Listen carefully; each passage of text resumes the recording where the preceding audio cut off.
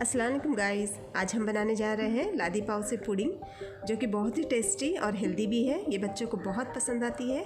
Guys, इससे पहले अगर आपने मेरे चैनल को सब्सक्राइब नहीं किया है तो प्लीज़ मेरे चैनल को सब्सक्राइब ज़रूर करें और हाँ, नोटिफिकेशन बेल ज़रूर ऑन करें। तो चलिए गाइस, शुरुआत करते हैं आज की रेसिपी की।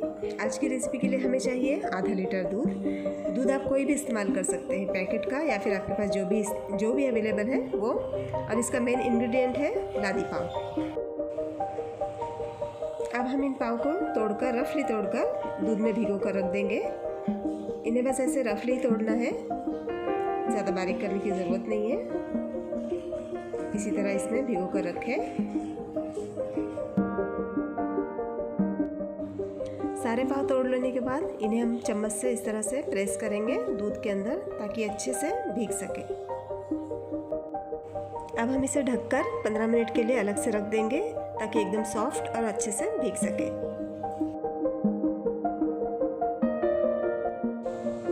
गाइस, जो लादी पाव मैंने दूध में भिगो कर रखे थे उन्हें मैंने जार में ले लिया है।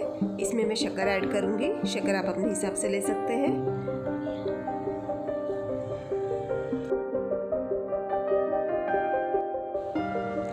अब मैं इसमें ऐड करूँगी 5 इलायची के दाने, जिन्हें मैंने क्रश कर लिया है। इसे डाल देते हैं। अब ऐड करूँगी इसमें half tea spoon vanilla essence. अगर वैनिला एसेंस आपके पास नहीं है तो स्किप करें। और अब हम ऐड करेंगे 2 चुटकी नमक।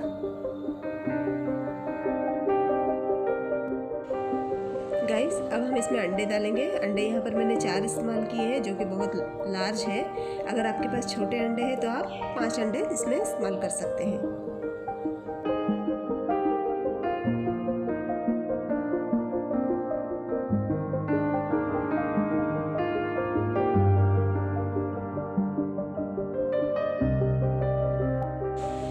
इन सारी चीज़ों को अब हम अच्छे से बारीक पीस लेंगे। तो चलिए इसे पीसते हैं।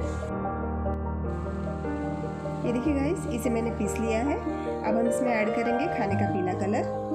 अगर आपके पास ज़ाफ़रान है तो वो आप इसमें ऐड कर सकते हैं, लेकिन स्टार्टिंग में ऐड करें ताकि वो अच्छी तरह से पीस सके। गाइस, इस पुडिंग में पीला कलर ही अच्छा लगता है, इसीलिए पीला कलर ही आप ऐड करें। अब हम इसे फाइन पीस लेंगे। गाइस, पुडिंग बनाने के लिए हमें इस तरह का बर्तन चाहिए, चपटा। और चपटा ले, लेकिन इसका सरफेस जो है वो बहुत मोटा होना चाहिए, ताकि हमारी जो पुडिंग है वो जल ना सके।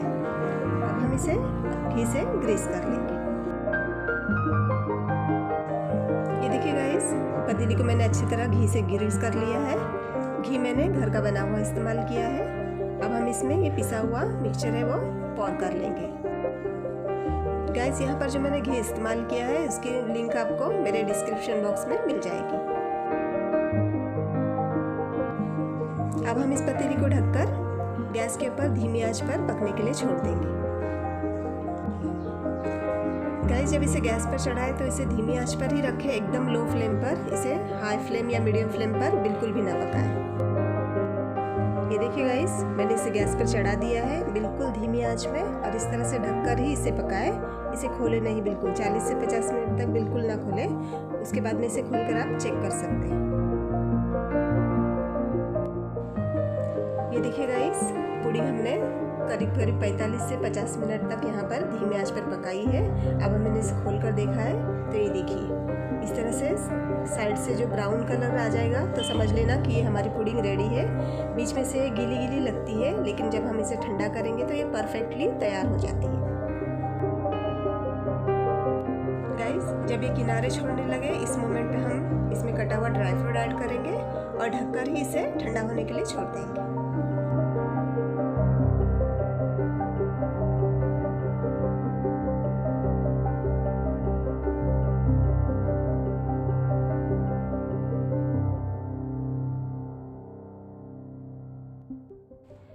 ये देखिए गाइस, ये हमारी यम्मी डिलीशियस पुडिंग बिल्कुल रेडी हो चुकी है।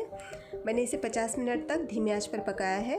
अगर आपके पास इस तरह का मोटा पतीला नहीं है तो आप एक काम करें, गैस के ऊपर तवा रखें, रोटी जो बनाते हैं वो, और उसके ऊपर ये पतीली रखकर आप इसे धीमे आंच पर पका सकते हैं। आपको अगर ये रेसिपी पसंद आती है तो प्लीज़ इसे लाइक करें, शेयर करें, कमेंट बॉक्स में मुझे लिखकर ज़रूर बताएं। गाइस, मेरे चैनल को सब्सक्राइब ज़रूर करें। बाय।